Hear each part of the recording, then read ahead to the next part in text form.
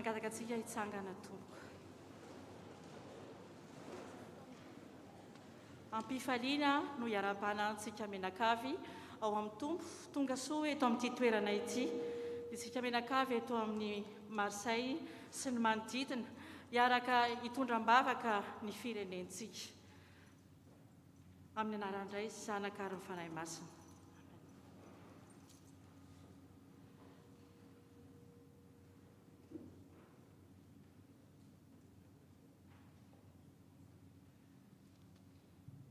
Eny araka dia tafavoretosika voalohany indrindra hivavaka ho an'ny tanindrazantsika. Hivavaka ho an'ireo namantsika mpiray tanindrazana traboina ary aorianan'izao fivavahana izao moa ny finoana dia arahan'asa dia hiezaka tsika hitondra ny anjara biriky izay tratrantsika amin'izany azontsika atao. Ka dia hiompoantsika, hiompon-tsaina hiaraka kalaza izao fotoam-pivavahana izao.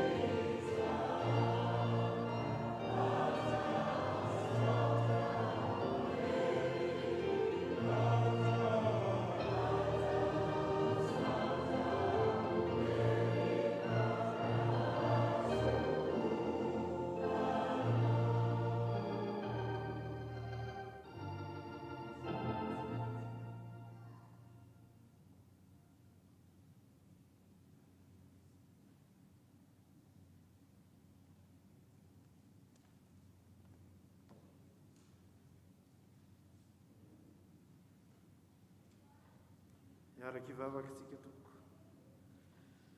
Ry Andriamanitra raitsi-toa, mpamorona sy mpanavitra anay io, masiny ianao ka mankala ny ratsy rehetra. Indreto izay mpanota mahantra, manetry tena sy mieky ny fahadsoanay sy ny elokay rehetra eto anatrehanao. Nandova ota sy eloka izahay, sady nanota taminao tamin'ny hevitra sy ny teny ary ny asa, ka tokony ho very sy ho elona mandrakizay. Nefa noho ny fahasoavanao sy ny famindram-ponao lehibe sy mahagaga, dia mifona aminao amin'ny alalan'i Jesosy Kristy izahay, ry Andriamanitra ray be famindram-po, izay nanolotra ny zanakao lahy tokana ho fahatisolo anay. Mamindra-fo aminay, ary noho ny anarany dia mamelà ny fahotany rehetra. Ary ampitomboy amin'ny alalan'ny fanahinao masina, ny fahalalanay marina anao sy ny sitraponao, ary ny fanoavana marina ny teninao, mba ho tonga amin'ny fahasambarana mandrakizay izahay noho ny fahasoavanao. Amin'ny alalan'i Jesosy Kristy tomponay. Amen. Araka izany vavaka nataontsika izany ary dia amindra fo amintsika ny Andriamanitra ray mahefa ny zavatra rehetra. Amela ireo ratsy, ireo fahotana maro isan-karazany izay nataontsika izy, ary hitondrantsika any amin'ny fiainana mandrakizay. Amen.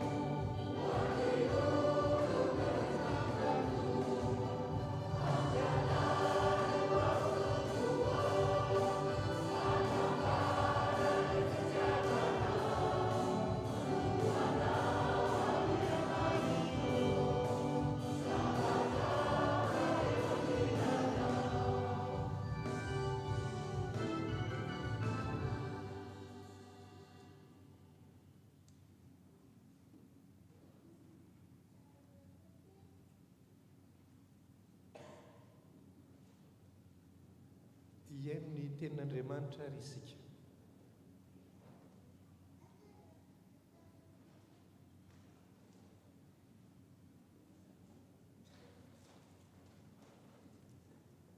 Vakiteny voalohany nalaina tao amin'ny bokin'i Isaia mpaminany, toko 7:7, andininy 9 ka hatramin'ny 13.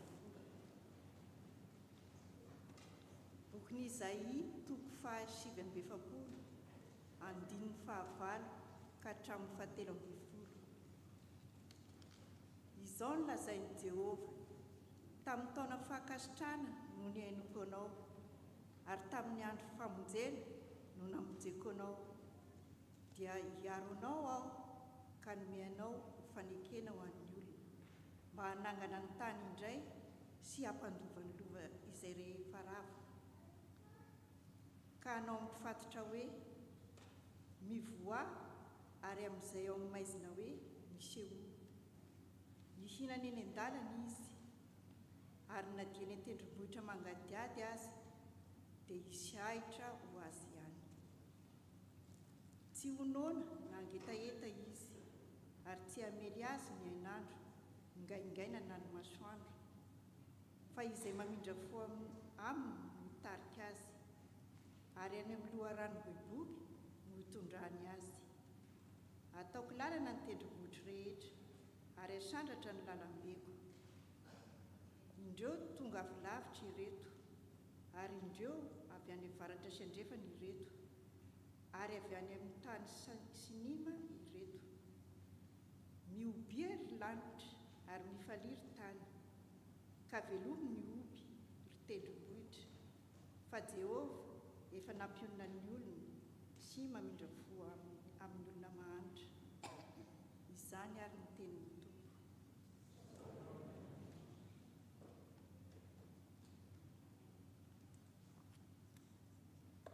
Mbola hotoizantsika ny famakiana ny teny Soratra Masina. Izany dia hita ao amin'ny boky Marka toko 4, mitomboka amin'ny andininy 13 ka hatramin'ny 1:7. Marka toko 4, andininy 13 hatramin'ny 1:7. Rehefa hita dia vakiana amin'ny anaran'i Jesosy. Ary andro izay ihany, rehefa hariva ny andro, dia hoy izy taminy: andeha isika hita ho eny ampita. Ary rehefa nampidiny mpiana ny vahoaka, dia nentiny tamin'io sampokely io tamin'izay ihany Jesosy, ary nisy sampokely sasany koa niaraka taminy. Ary nisy tafio-drivotra mahery, ary nianjerazeran'ny alon-drano ny sampokely ka nila ho feno rano.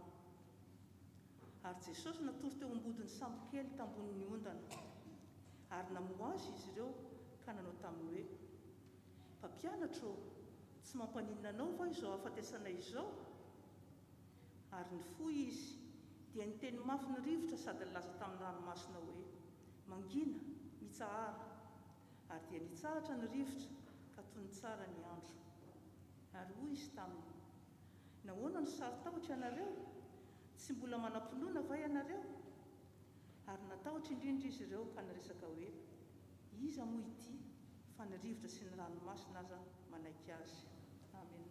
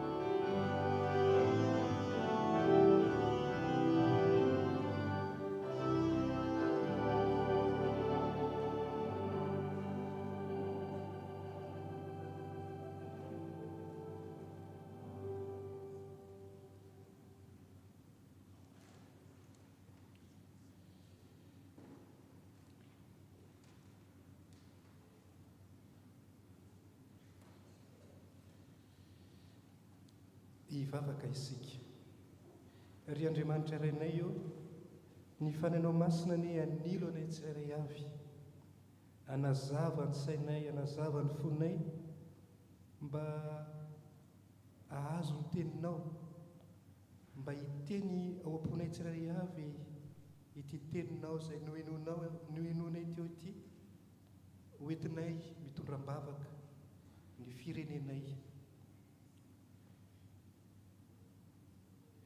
Eny ary ry izy mianakavy, no safidintsika indray ity filazantsara, ity vaovao mafaly, filazantsara ny Marka, izay nalaina tao amin'ny toko faefatra, andininy fa 5:30 ka hatramin'ny faha-efapolo ity. Raha tadidinareo dia ity filazantsara ity ihany noenontsika teto tamin'ny 20 Jona 2020. Tamin'izay tsika dia nankalaza ny fetim-pirenena, izay alahady tamin'io 20 Juin 2021, dia tamin'izay tsika nankalaza ny fetin'ny 26 Juin fahaleovan-tena. Dia io evanjely io filazantsara androany teo io, ilay sambo kely atopatopan-drivotra misedra onja mahery. Dia tamin'izay fotoan'izay tsika dia niresaka hoe tandindo ny firenentsika. Ary androany dia arabaky teny mihitsy satria resaka rivo-doza izay nahazo ny firenena no mpanjintsika eto, hoentintsika ambavaka eto. Ka arabaky teny mihitsy ny firenentsika nosy sambo kely, nisedra rivotra mahery, rivo-doza maromaro nandritra n'izay fotoana izay.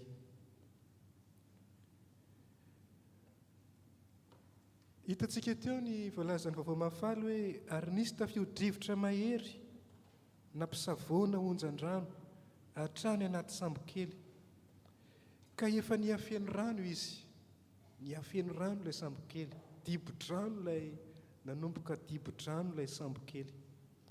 Dia izay ny zava-nisy amin'ny firenentsika taorian'ny fahirano haitany, nandalo haitany aloha tsika, aoka koa izay ho tadiditsika aloha, satria nisy aloha ny haitany nahazo ny firenentsika, tsisy rano, ny laharana ny rano, ny fampitadiavana ny rano, ny ainatsika izany. Taorianan'izay dibo-drano iray, tondra-drano. Dia izany zavatra izany mahazo antsika daholo, mahazo ny firenentsika daholo. Ka eo anatrehan'izany tafio-drivotra izany izay mpanjintsika androany, na dia efa nisy koa aza voalazako teo ny haitany. Eo anatrehan'ny tafio-drivotra mahery, onjan-dranomasina nisedra lalovan'ny firenentsika, dia misy fakapanahy anankiroa mahazo antsika. Ny fakapanahy voalohany mahazo antsika dia hoe manome tsiny an'Andriamanitra.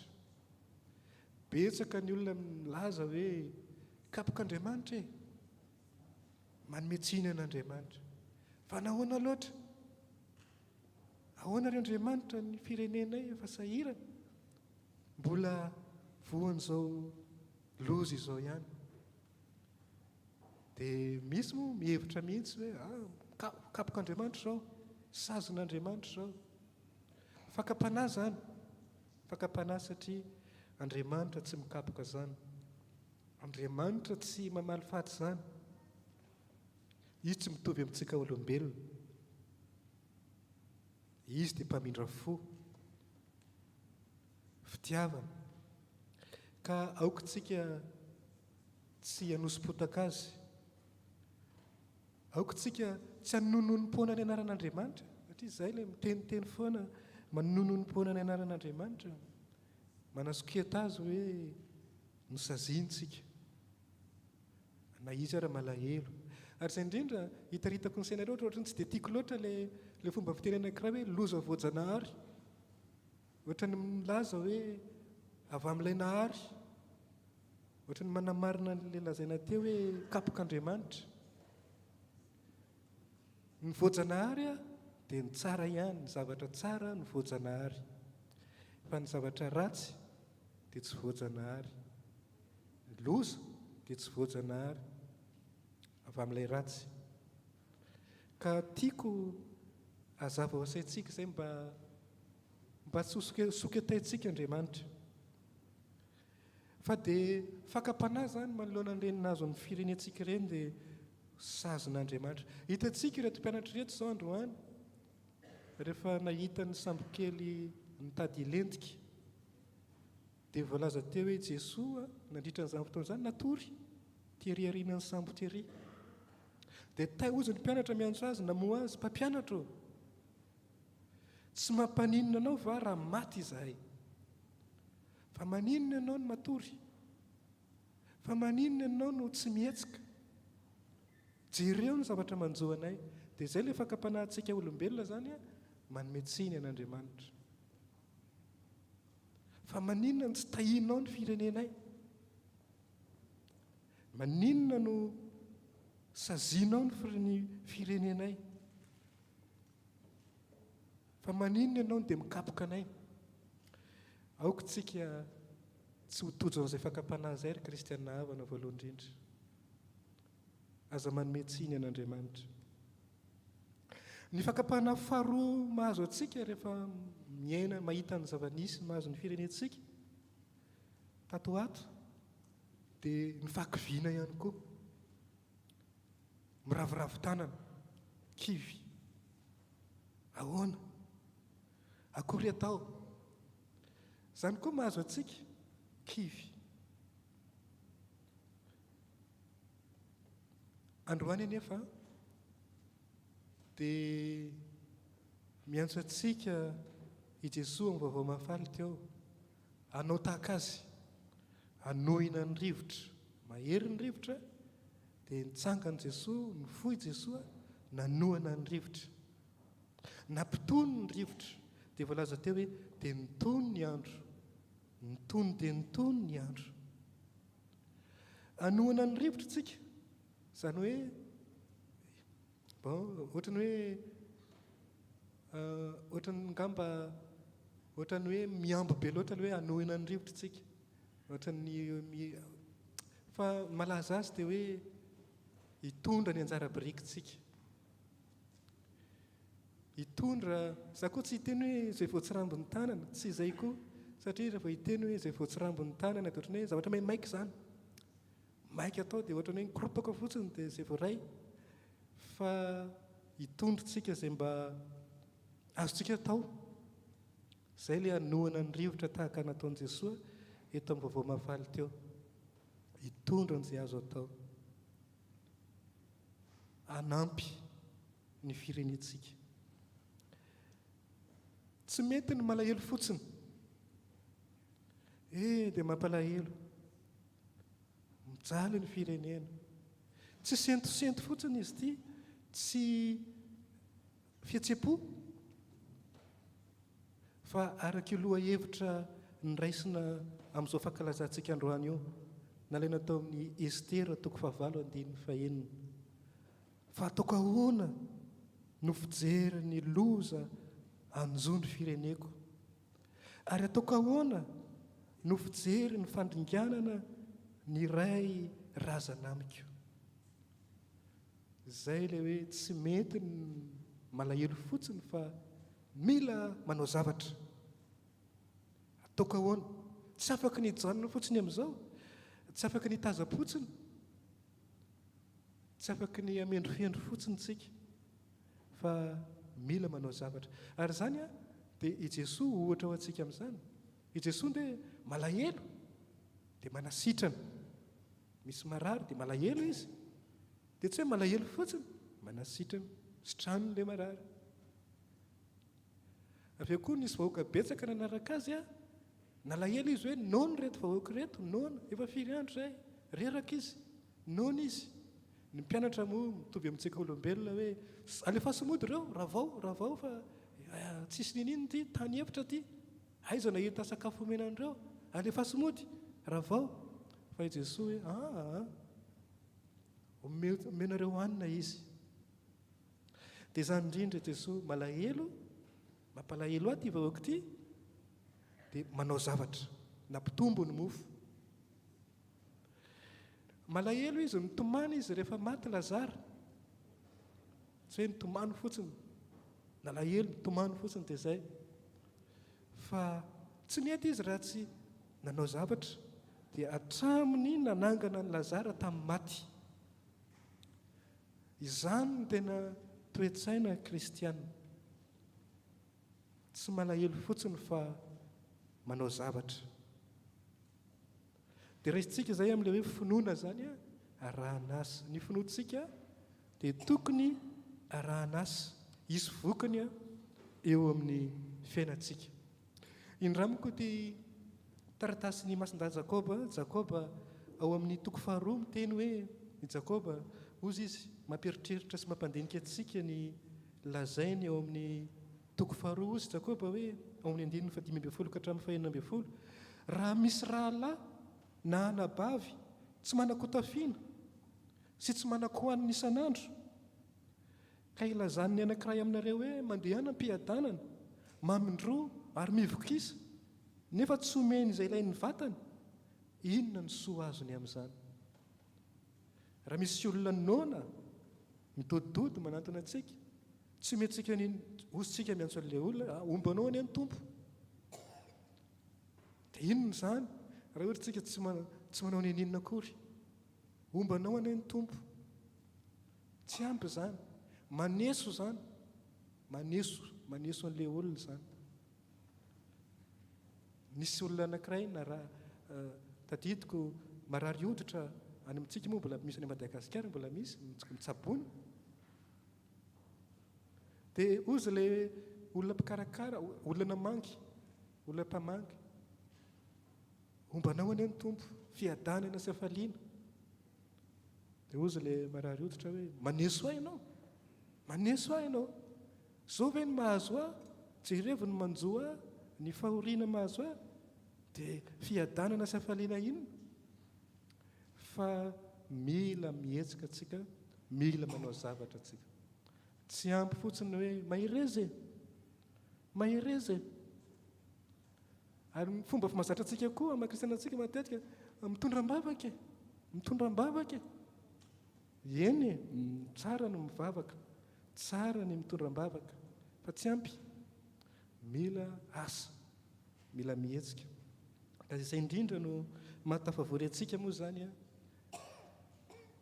hihetsika, hanohana rivotra, ny onja, ny rivo-doza. Ny titran'ilay filazana nataontsika moa dia hoe tolo-tanana ho fanampiana any Madagasikara noho ny rivo-doza izay nahazo. Tolo-tanana. Izany ry kristianina havana no mahatafavory antsika eto. Ka izao zavatra ataontsika izao, anao tolo-tanana antsika androany, dia atao ampinoana izany. Izay no tiako hotsindriana manokana. Finoana no anaovantsika azy amin'ny maha-kristianina noho ny filazantsara. Fa tsy amin'ny maha-atoko politika, mila vahana.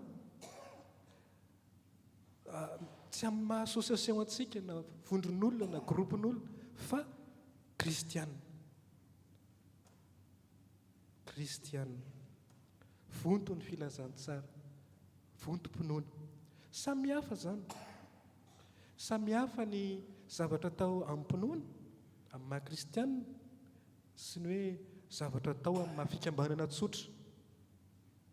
Ka izay no tiako tsindriana manokana ihany koa hoe ampinoana amin'ny fiangonana no anampitsika, fa tsy amin'ny maha-association, tsy amin'ny maha-atoko politika ho ateo, fa amin'izay maha-kristianina antsika izay. Ka izay indrindra, izao zavatra ataontsika izao dia ezahantsika atao ampanetretena. Izay ny maha-kristianina antsika. Tsy ampihosehosehoana, ampanetretena. Amin'izao karema izao indrindra nde tsika dia ampianarana an'izany hoe ezaky ny karema ataontsika dia manao fiantrano. Ary rehefa manao asa fiantrano ianareo ho Jesoa, dia hozy izy hoe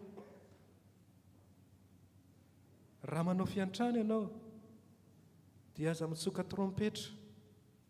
Aza mitsoka trompetra eo analohanao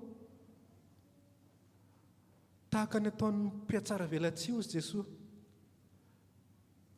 tahaka ny ataon'ny mpiatsara velatsia ao amin'ny sinagoga eny an-dalambe mba hankalazan'ny olona azy.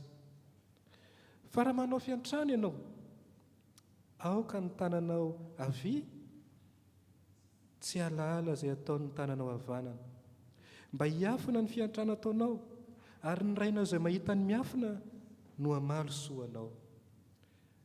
Amin'izay toe-panahy izay no anaovantsika ny hetsika rehetra ataontsika eto androany. Tsy hitsoka trompetintsika hoe jereo zahay, zao. Eny tsy maintsy nisy ny filazana nalefantsika tamin'ny vaovao isan-karazany, tamin'ny tambajotsan-tserasera isan-karazany, ny ity fotoanandroany ity mba hivoroitsika. Reny akory tsy hoe mitsoka trompetintsika amin'ireny na misehoseho fa filazana iny.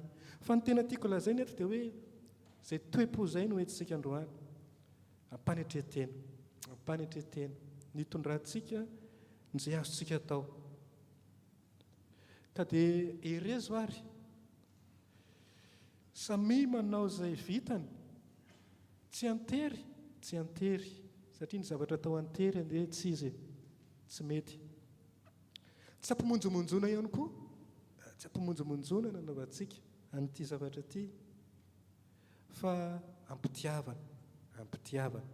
Satria hoy Paoly apôstôly eo amin'ny taratasy faharoa an'ny Korintianina hoe 9:7 hoe fa izay manolotra kafaliana no sitraka Andriamanitra, izay manolotra an-kafaliana no sitraka Andriamanitra. Engane izao ezaka kely ataontsika izao, eny raha mihoatra ny filan'ny firenentsika dia tsy ho vita, fa manao ihany tsika na dia ohatran'ny goty ao anatin'ny ranomasina aza, ny goty do anatin'ny ranomasina aza ny vitantsika, fa dia izay no vitantsika. Ny fo manolotra azy no betsaka ozy ny fitentsika malagasy izay tantely tapabata, fo manolotra no mameno azy. Ka andao ry zareo, andaotsika, andao anao izay vitantsika ampitiavana, ampazotona, ankafaliana. Andriamanitra kosa no hamaly avy zato eny an'izay vitantsika tsirairay avy. Ho tanteraka amintsika anie izany amin'ny anaran'izy Ray, Zanaka sy Fanahy Masina. Amen.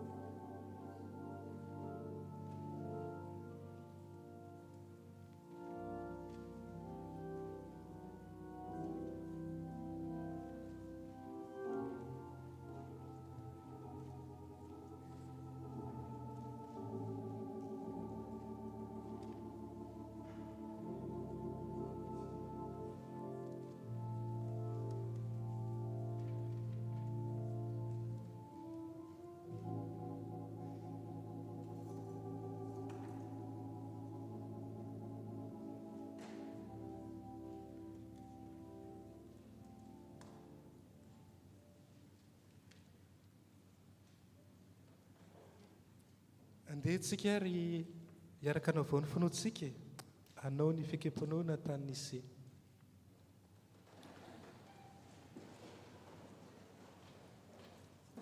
Izao mino an'Andriamanitra tokana.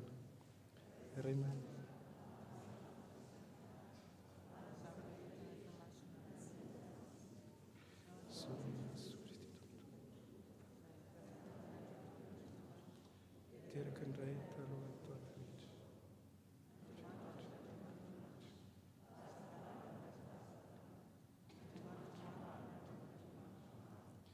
Teraka Jesosy.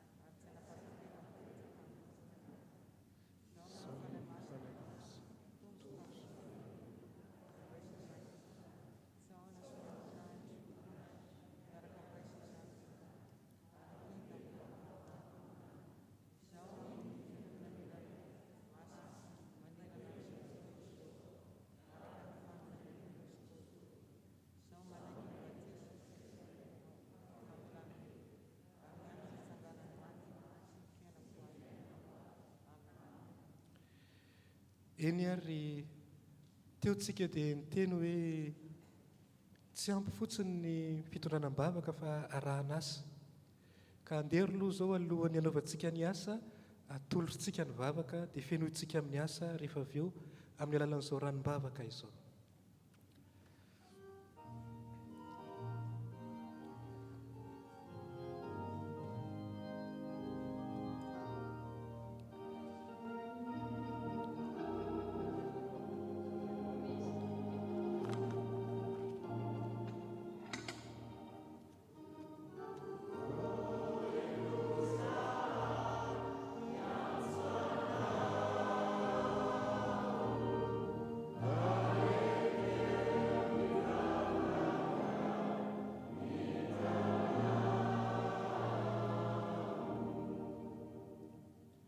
Andriamanitro mianjaanja aminao ny zavatra miseho any an-tanindrazana sy eran'izao tontolo izao. Manovalana aretina ny ahitany ny tondradrano, vohina noho ny rivodoza, fahantrana teraka izany, ny tsy fandriampahalemana, ny ady, kanefa noho ny teninao dia mivavaka sy mifampivavaka izahay. Jereo amin'ny indra fonao ny malagasy Andriamanitro, amin'ndrao fohy Madagasikara sy ny malagasy. Mba ho toa aminay tokoa ny ilay teny manao hoe Kristy ho an'ny Madagasikara ary Madagasikara ho an'ny Kristy.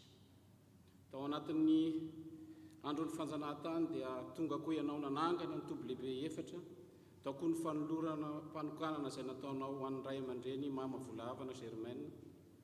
Indreto izahay Andriamanitro izay vita batisa tamin'ny anaranao, manao izany tonom-bavaka izany, mamelany eliky ny malagasy Andriamanitro, ainjiro ny tananao hiaro ny tanindrazanay, aza velo viraviran'ny Satana izahay, aoka ny fiangonanao hitory marina sy madio ny filazantsaranao. Reseho lahatra ny malagasy hiverina aminao Andriamanitro, fa izay mifankazatra aminao ihany no hiadana.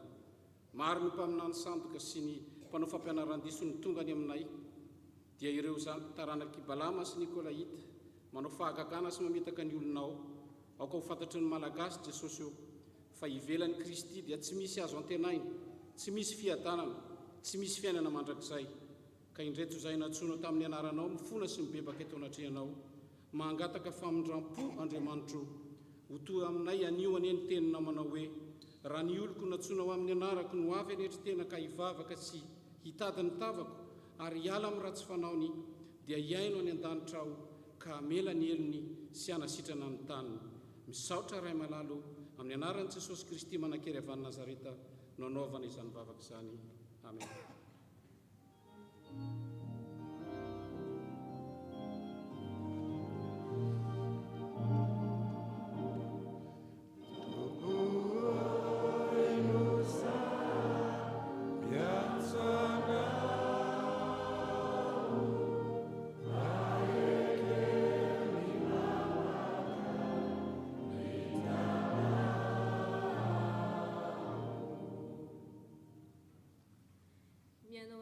Tsy eritreritra ny vahoaka majinika amin'ny firenena maro maneran-tany ankehitriny.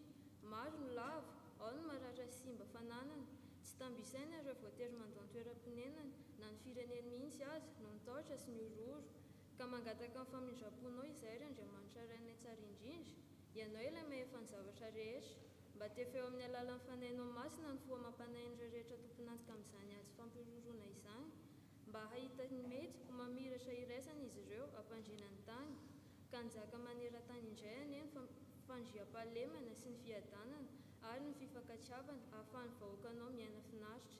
Izany tombo-bavaka izany ry Andriamanitray dia sandratray miaraka amin'ilay vavaka nampianarin'i Jesoa anay manao hoe rainay any an-danitra, ho amasinina ny eny anaranao, ho tsonga ane ny fanjakanao, atao ane ny sitraponao, ety an-tany tahaka ny any an-danitra, omeo anay ny izay anay sazao anay, ary mamela ny elikay, tahaka ny amela anay izay mameloka amin'ny tany. Karaza voninao azaton'ny ratsinay, fa manafanay amin'ny ratsy, fanao ny fanjakana sy hery, anao ny voninahitra mandrakizay. Amen.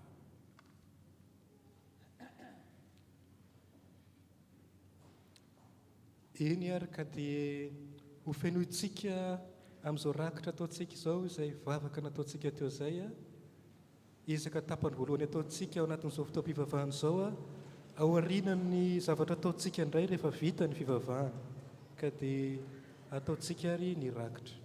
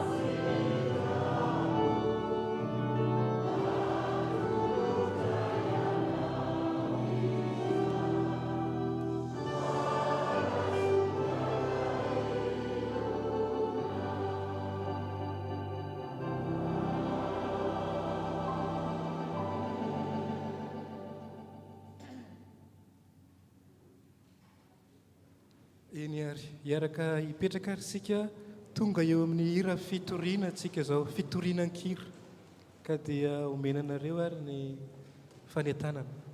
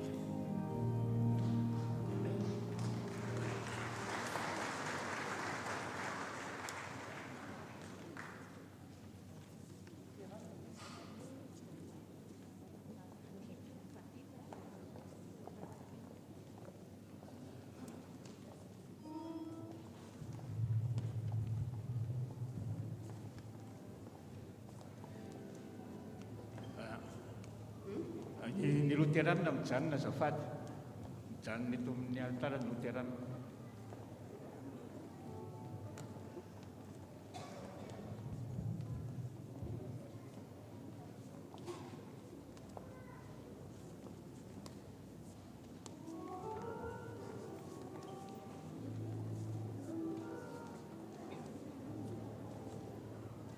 Hoy Tompo, atsoy aho eo amin'ny andro fahoriana dia hamonjy anao aho ka hanome voninahitra ianao, antso anao fikiro mafy.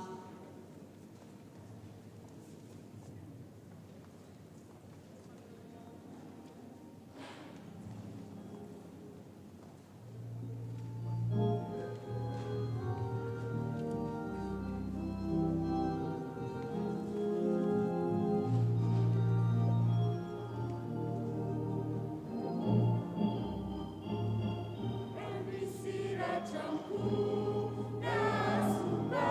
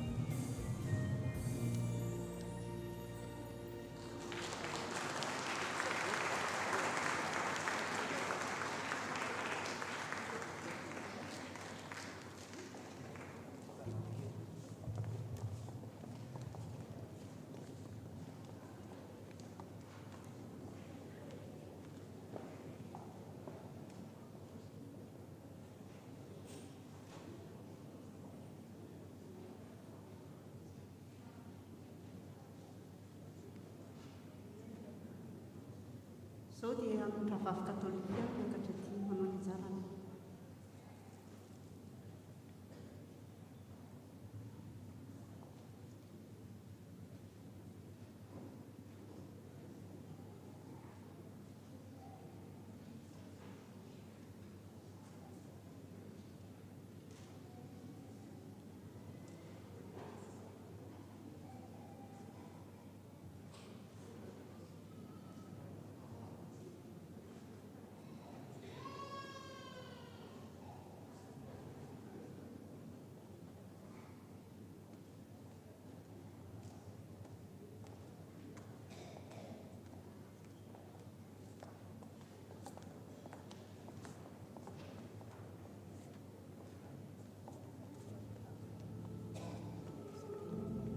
Farany ndray sasainy ianareo miaraory fankatiava tahaka ny rahalahy famindrafy manetreteny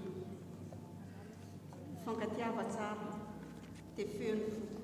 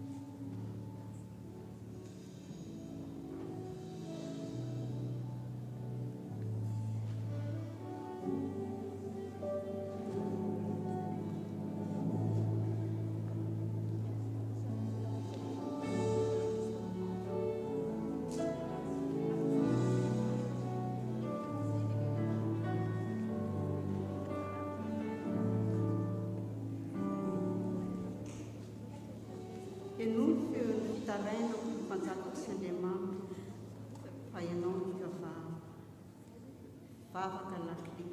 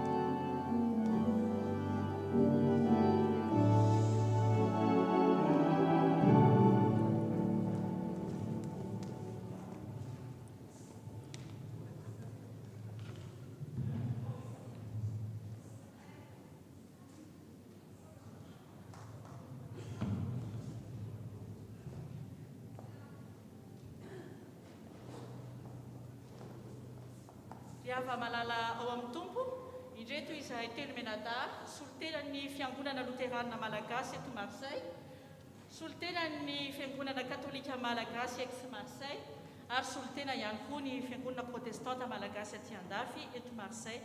Ampifaliana lehibe no ilazanay antsika fa ny voahangona naterintsika teto teo dia mitentina ho 1570 €.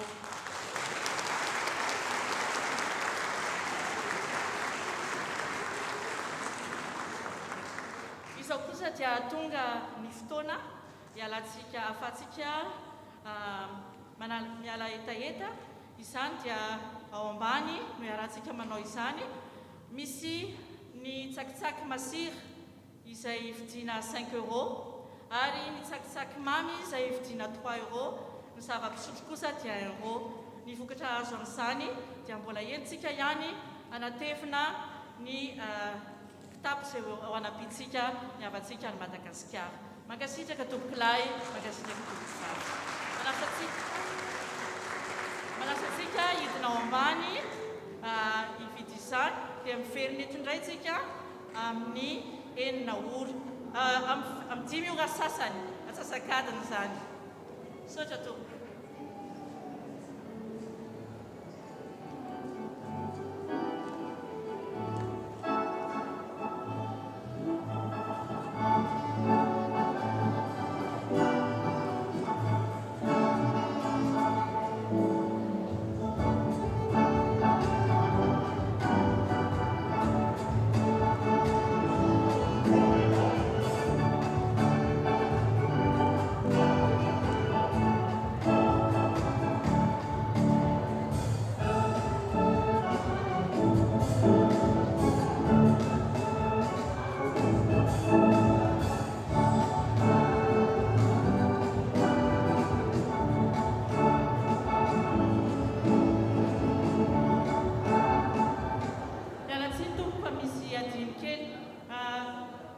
Raha misakafotsika dia any ambany na iditsika mody fa tsy sakafanatsika atao am-piangonana. Sotra tompoko.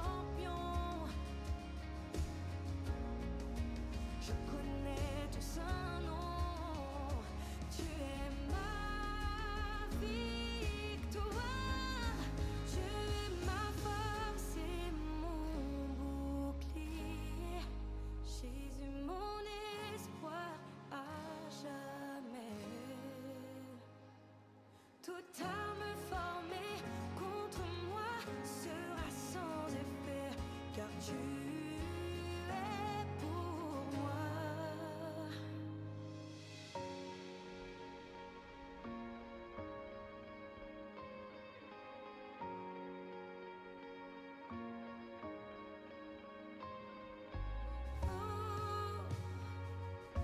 Tu es le plus grand, Jésus.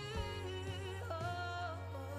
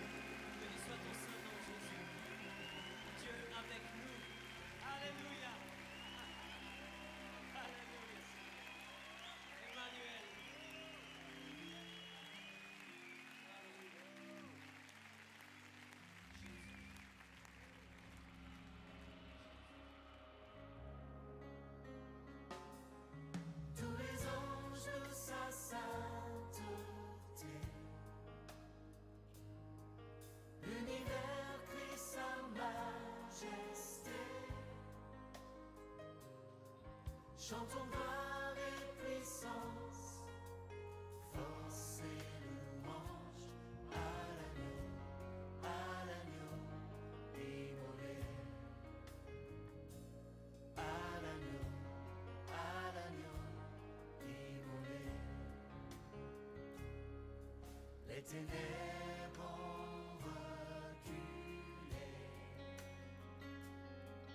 devant l'œuvre de la croix,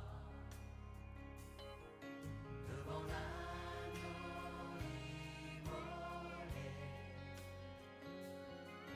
et le sang versé pour moi. Tous les anges de sa sainteté, l'univers crie sa majesté. Chantons gloire et puissance, force et louange à l'agneau immolé, à l'agneau immolé. De la vie qu'il a donnée à la vie qui brûle en moi. Ton amour est à jamais ma reconnaissance au roi.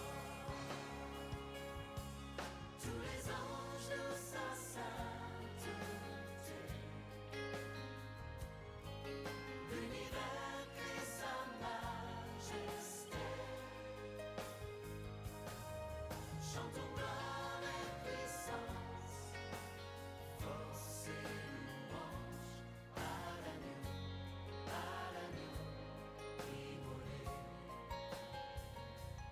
à l'agneau immolé.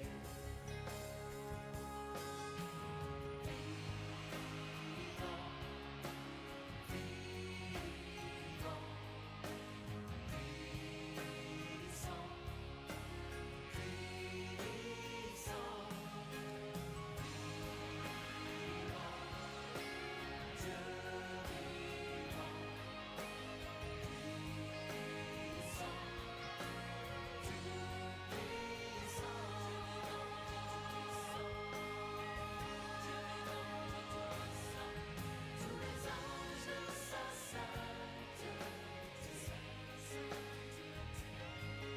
l'univers crie sa majesté. Chantons gloire et puissance, force et louange.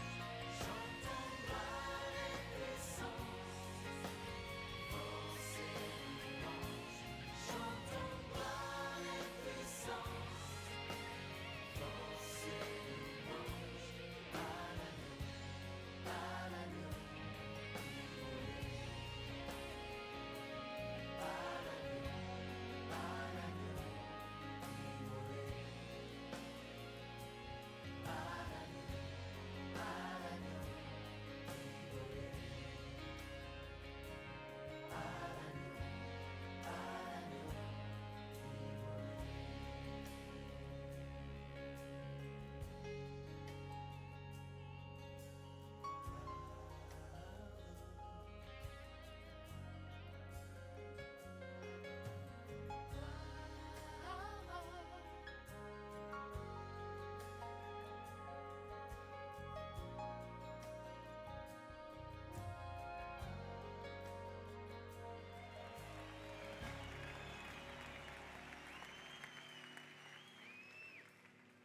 Ah oui, Père, ton amour est la source de notre joie.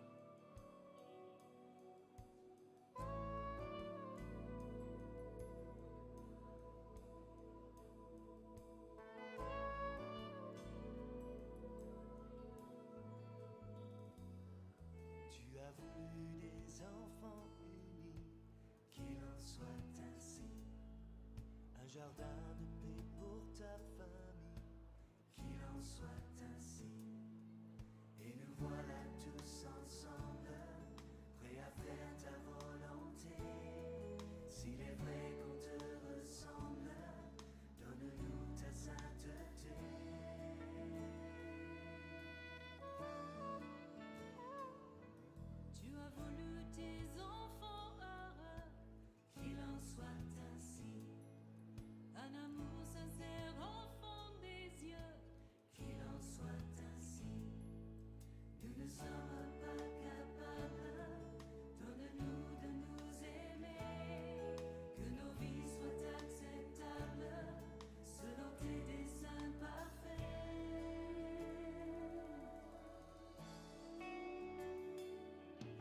serons enfin ce temple, ce palais où tu demeures, où ton cœur de père nous comble de sa grâce.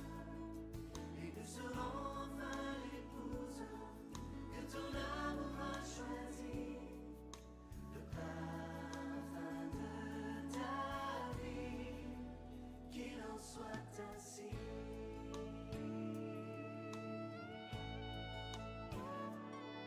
Tu as voulu ton trône établi, qu'il en soit ainsi, et ton règne sur tout le pays, qu'il en soit ainsi. Nous irons dans ta confiance, enflammés de ton esprit, proclamer dans ta puissance le salut de Jésus-Christ.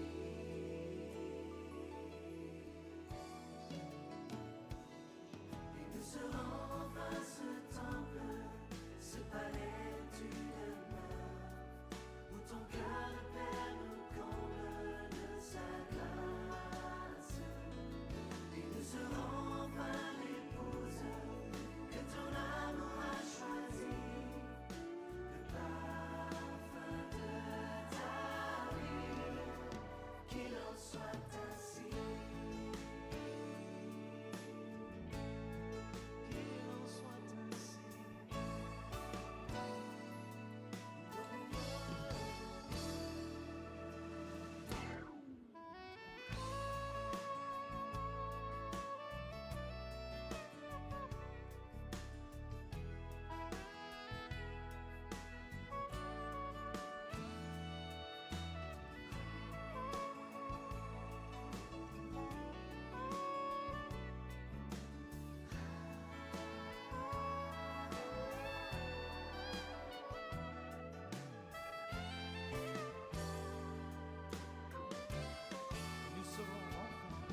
Nous serons enfin ce temple, ce palais où tu demeures, où ton cœur de père nous comble de sa grâce.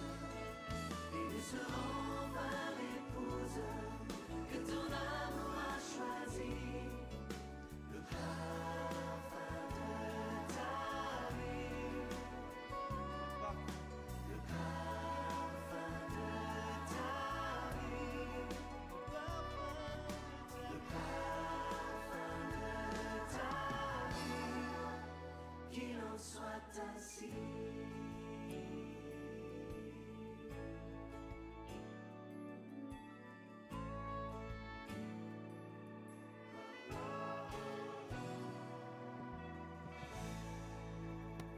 Efa mandeha ny fotoana dia angatantsika ambony sy toerana efa amin'ny dimy sasany mahery dimy sahady zao. Angatahana zany tsika mba hamonjy sy toerana.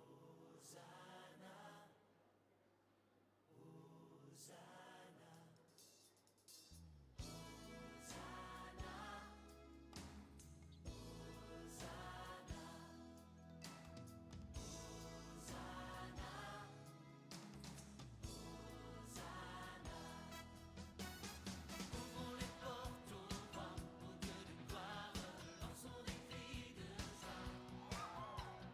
Laissons jaillir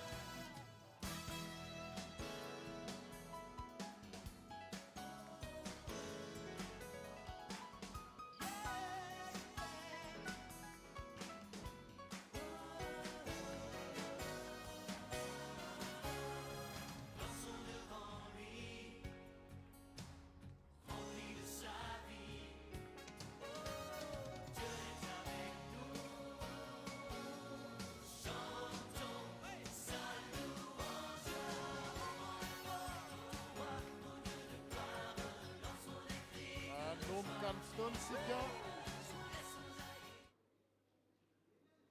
angatahana mba haka toerana azo toerana dia misy horonantsary a iarahantsika mijery s'il vous plaît.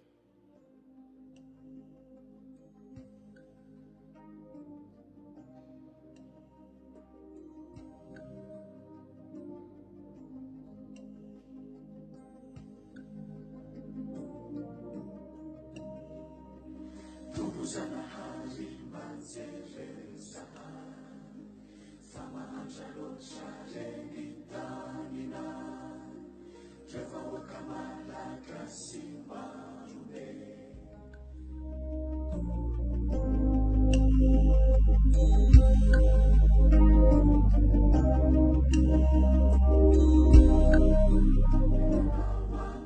Wangasiasi Itsujana Utsimalani Fajakushani Tani Auzaya Shani Ashani Naulunakani Tani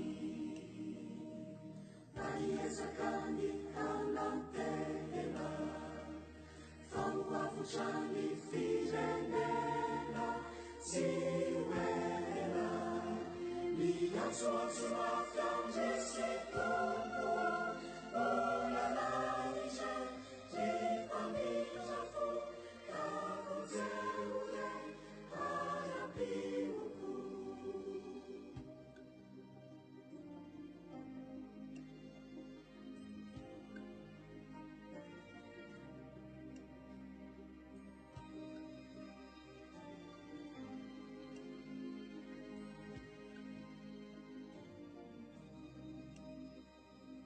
Tumbuzanahari mahenunife Lechimisialufana kambudire Nalebena kizitsisipya hai Pachimasunifa kampana hai Yadimafiza ya cheinai Entimewabela tanana wira Azavela nami adirei Natatanozi uveri Fanitana nao maeri Manasijana iferi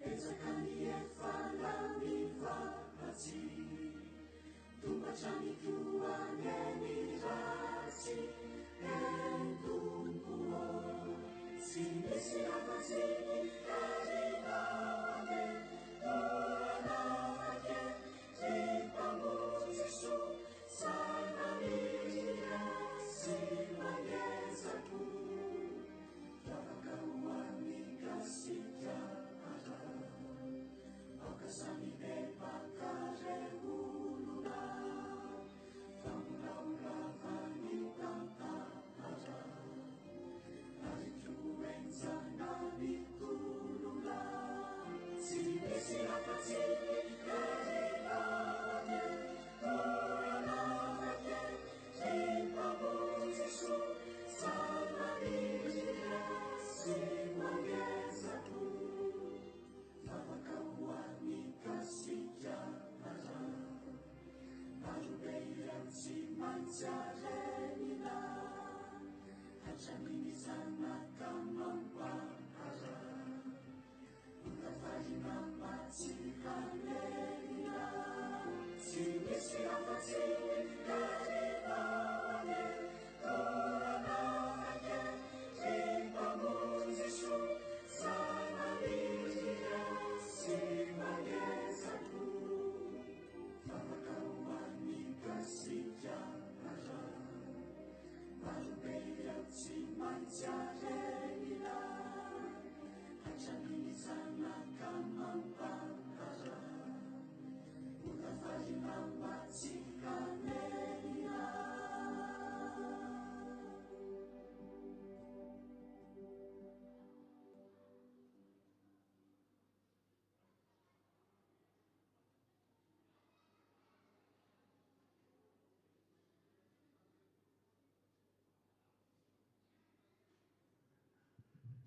anomboka ny tapany faharoatsika tompoko dia mangataka ny communauté katolika hiakatra hanao ny anjarany.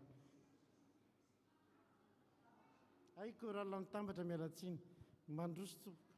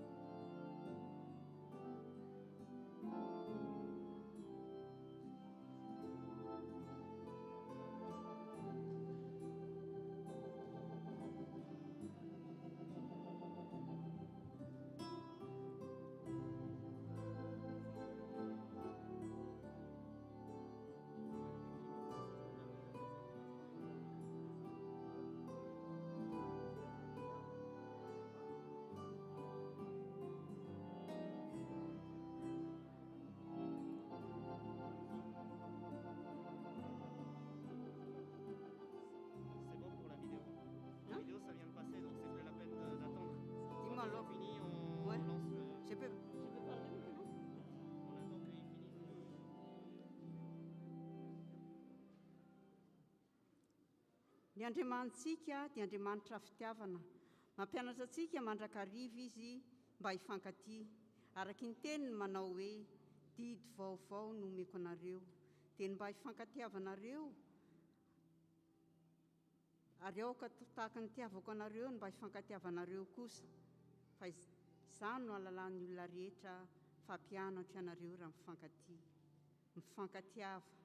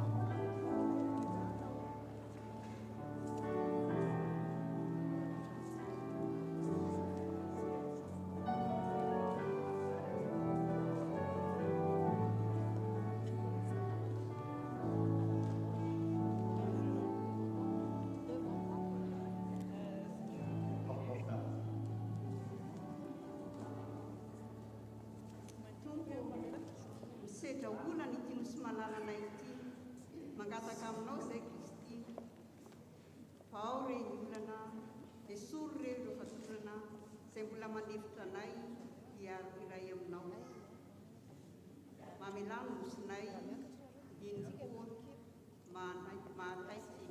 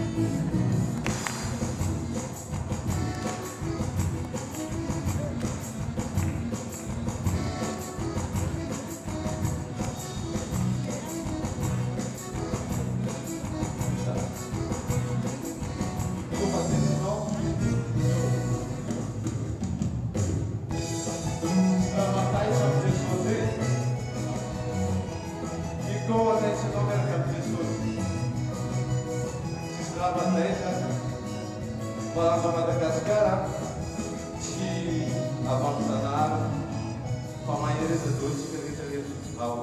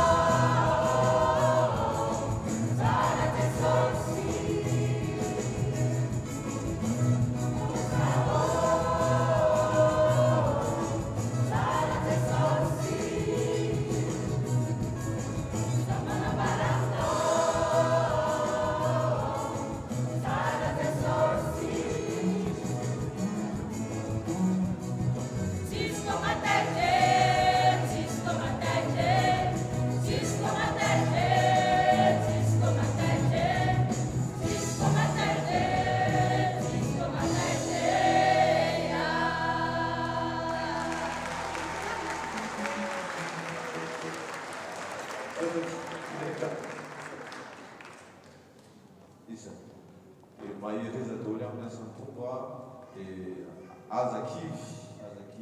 azaketrika fa Andriamanitra tsy manao zavatra ratsy antsika zany saotra antsika rehetra chorale catholique malgache en France.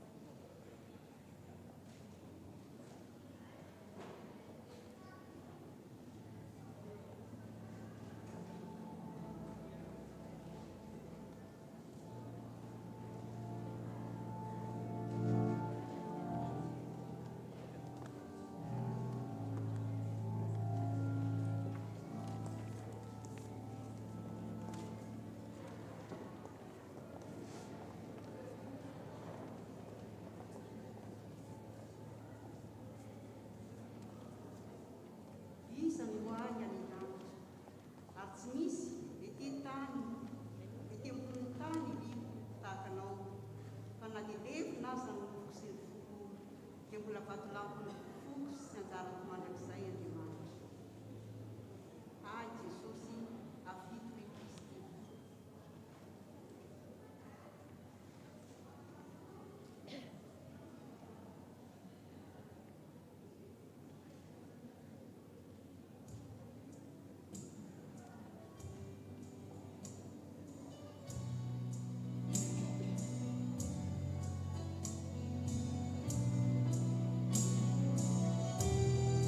Thank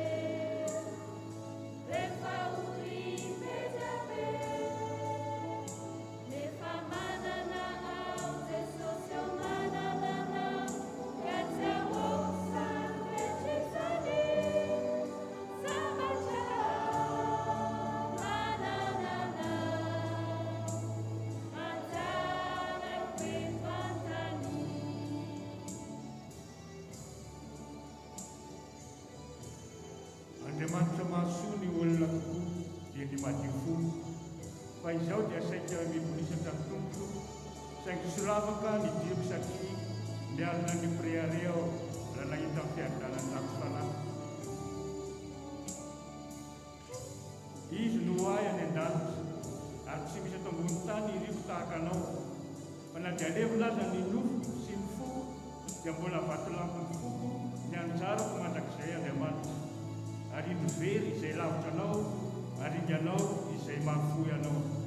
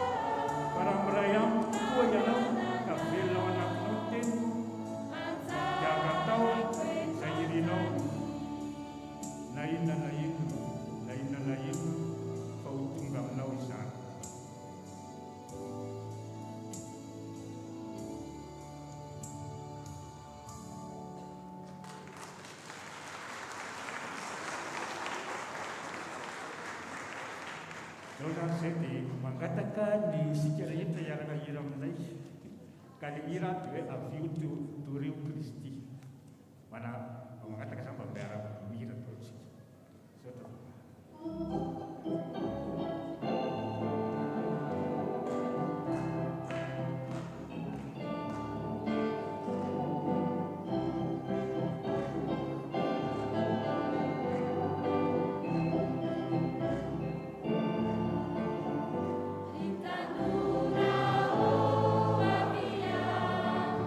Itangana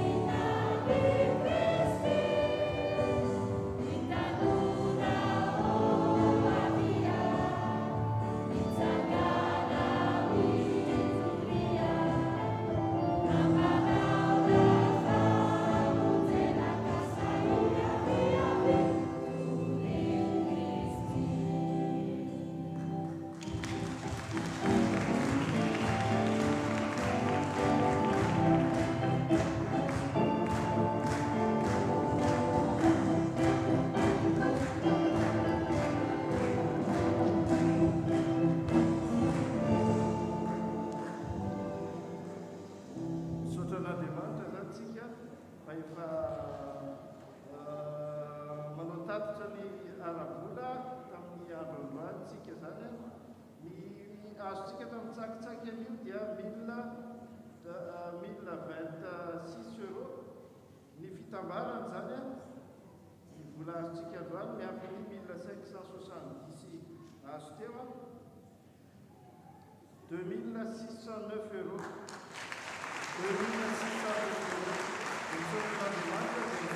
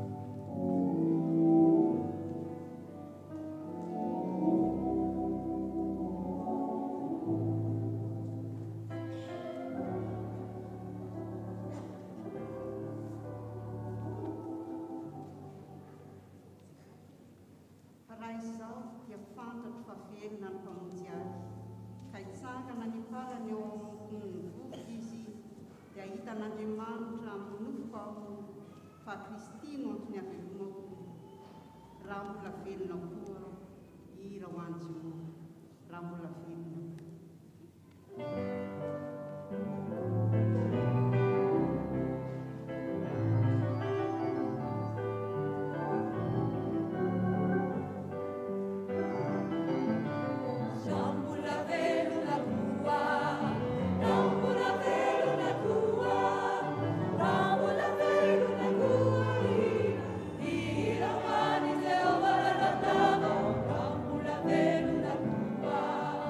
Ciao.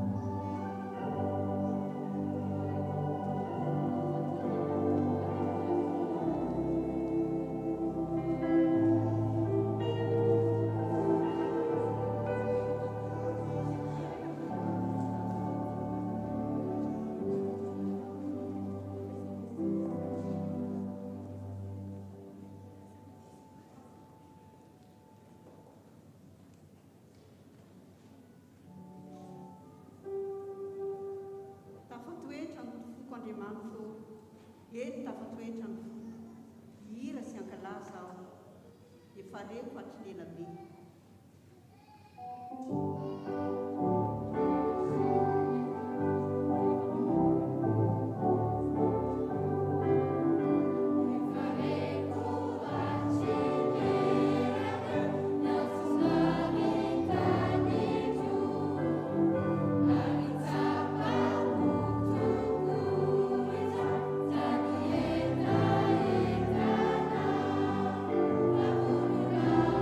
Yeah.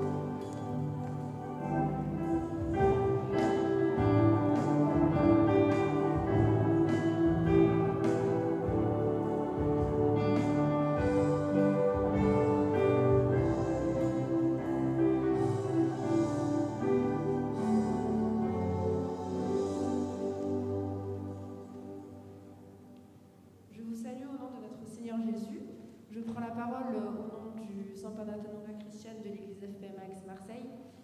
Nous sommes heureux de vous inviter à notre spectacle First Love, qui aura lieu le samedi 9 avril à 19h30, ici même. Notre thème est basé sur le verset dans Jérémie 3, 22, que je lis au nom de Jésus. « Revenez, enfants rebelles, je guérirai votre tendance à l'infidélité.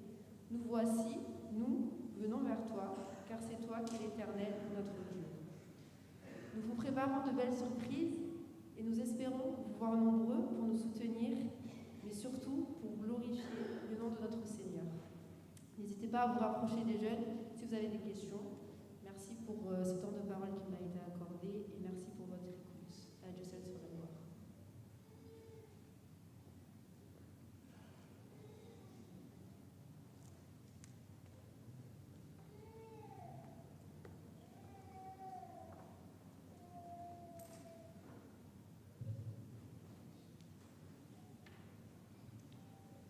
Efa mandiva farana ny fotoanantsika ka tsara ngamba raha ohatra ka mametraka ny fisaorana.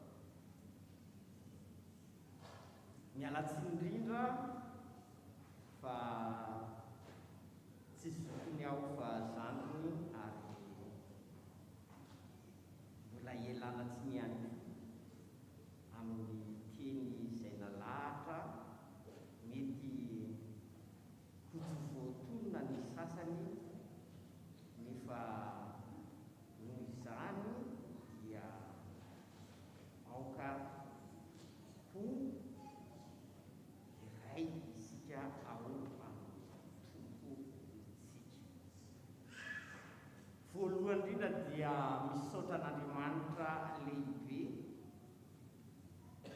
amin'ny nanomezany indray andro anakiraika ho atsika ahafahantsika manao izao fotoam-bavaka. Voalohany izao ho an'ny traboina any Madagasikara. Jesosy Kristy moa niteny fa izay nataonareo tamin'ireo madinika ireo dia efa nataonareo tamiko ihany koa. Noho izany dia misy fitiavana tao satria raha vao tonga tety an-tany Jesosy Kristy Tompo dia niteny hoe fa toy izao ny fitiavan'Andriamanitra izao izao nomeny zanalay tokana mba tsy very izay rehetra mino azy fa hanana fiainana mandrakizay. Ny fitiavana no tena lehibe. Eny ny ry havana, na dia miteny amin'ny fiteny sy mianjely azaho kanefa tsy manana fitiavana dia tonga varahina maneno sy kipatsona mikitsana ahy. Noho izany dia misaotra any Jehova rehefa naiko ary izay rehetra afanatiko misaorany anarany masina, misaoran'i Jehova rehefa naiko ary asa adinao ny fitainy rehetra izay mamela ny helikao rehetra izay manasitrana ny aretinao rehetra izay manavitra ny ainao tsidina ny andavaka izay manao famirapo sy fiantrana anao. Zarazaraina samihafa ny fanomeza fahasoavana antsika. Ny sasany dia natao ho apôstôly dia tsy rovizana intsony izany fa izao fotoana izao mitateraka dia tao misy ny fanomanana mialoha dia ny fivorian'ireo izay komity miandraikitra izao fotoana izao zany. Ary tsy tateraka ihany koa izao fotoana izao raha ohatra ka tsy tao ny ray aman-dreny ara-panahy dia isaorana manokana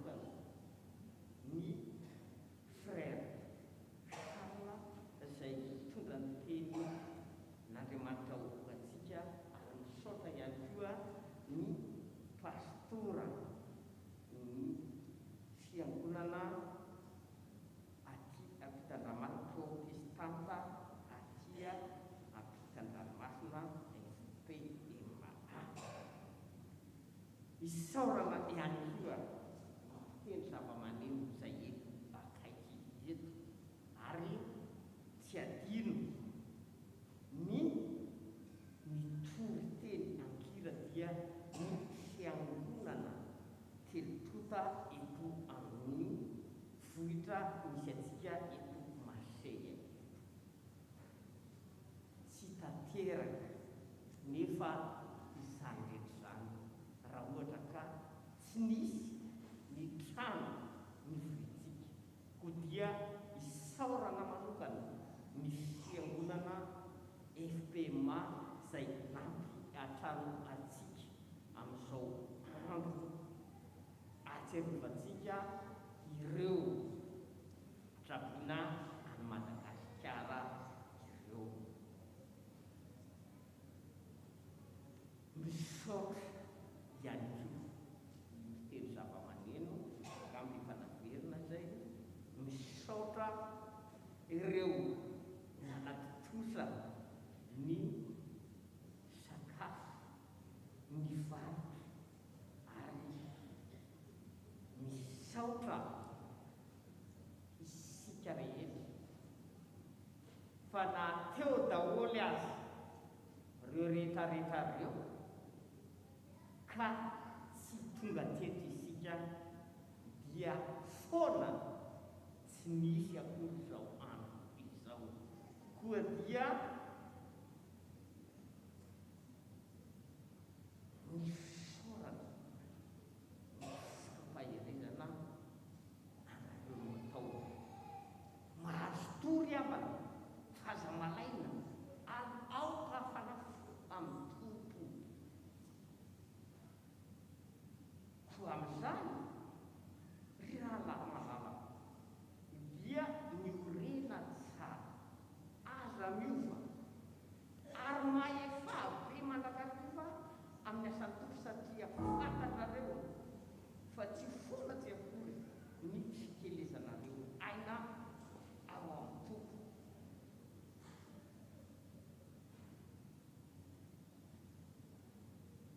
Zao ndray isika zao dia malagasy ary ny fihavana dia farany izay tena tandrofantsika tokoa. Ny soratra masina tsy manadino fa izy no hihavanantsika izay na iray antsika roa toto ka mandrava ny hevitry ny fisarasarana izay tambatra vata ary ny fitambarantsika ho vato anankiray no nahazo antsika ireo fanampiana indronisesy teo taony rakatra amin'ny valopy atao ny sakafo izay namidy iray isika ao amin'ny tompo fa iray ny tompo, iray ny finoana, iray ny batisa, iray Andriamanitra samy rain'izy rehetra izay ambon'izy rehetra sy manerana azy rehetra ary ao amin'izy rehetra. Isaorana ny Andriamanitra amin'ny fanomezana izay tsy tonono fa araraoty ny andro anaovatsoa fa mba zao fiainana izao koa mahereza riavana aza misarasara izy siramamy nefa rentsika teo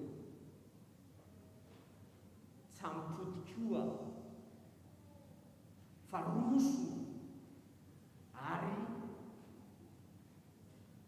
ny vola izay mety dia ireo havantsika reo dia vokatry ny fitiavantsika ary mbola ny fitiavana no mahafe zavatra maro dia ho an'Andriamanitra irery midira sy ny laza ary ny voninahitra. Amen.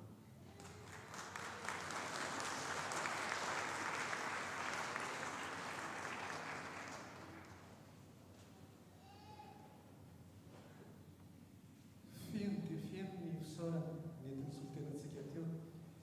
Misy ny ray aman-dreny koa moa zay itsika dia manana tombony manokana, manana raha solitenam-panjakana ray aman-dreny eto anivontsika ka mba omentsika azy ny fitenenana alohan'ny andraisantsika ny sodrano manana antsika izao fotoana izao.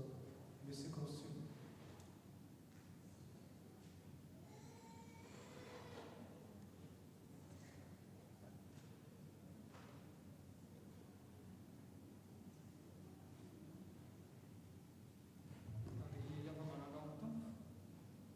Misaotra n'Andriamanitra lehibetsika no tena tanterahan'ny fotoan'androany ary tsy hainay ny tsy hisaotranareo izay mitotona fotsy izao fotoam-pivavahana izao re indrindrindrindra reo nandray anjara. Isaorana koa isika rehetra tonga etony.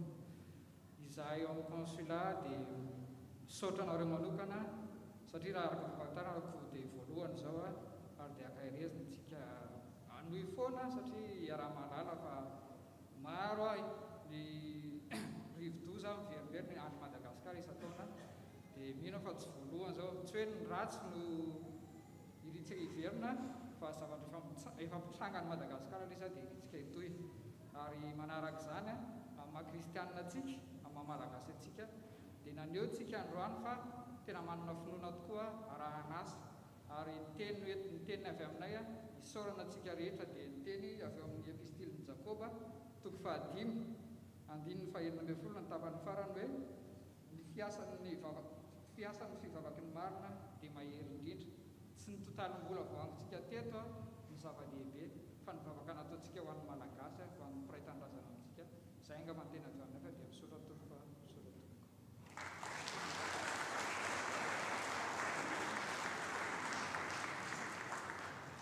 Emiary mankasitraka antsika rehetra ka dia araka hitsangana aritsika izao amin'ray ny tsodrano.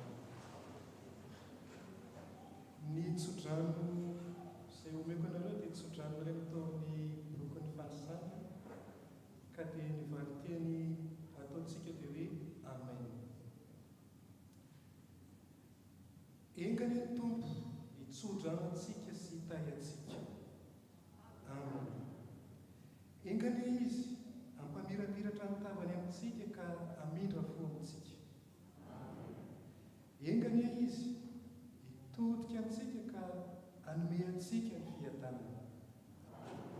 Ary hirotsaka amintsika tsirairay avy ny tsodranon'Andriamanitra mahefa ny zavatra rehetra dia izy ray zanaka sy fanahy masina. Hitantana ny fiainantsika, hitantana ny diantsika ny i Jesosy Kristy. Amaranantsika azy ary dia sady hitondrantsika mavaka ny